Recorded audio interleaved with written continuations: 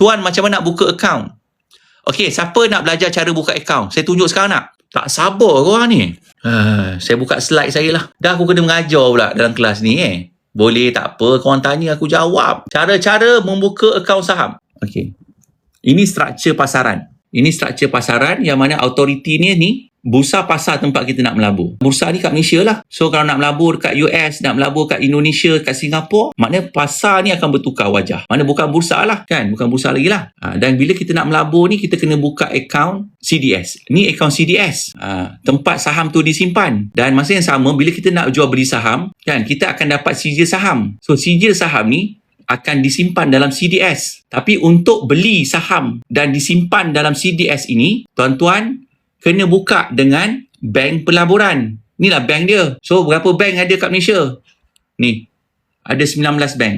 Tuan-tuan boleh buka sebanyak mana tuan-tuan nak buka. Tuan-tuan nak buka 19 bank ni pun boleh. Dan ini sahaja bank pelaburan yang menyediakan akaun syariah. Faham? Siapa faham, komen faham. Buat anda yang first time, you kena faham struktur ni dulu. Kalau you tak faham struktur ni, macam mana you nak melabur? Sebab tu saya kata kelas nanti saya akan ajar semua ni.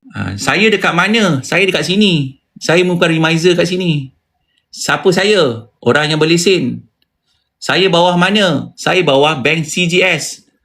Saya bukan bawah semua bank. Saya bawah bank CGS. Sebab tu nanti you akan dapat akaun CGS. Faham? Tak apalah. Ini yang saya kata kena belajar masuk kelas. Baru akan mudah faham.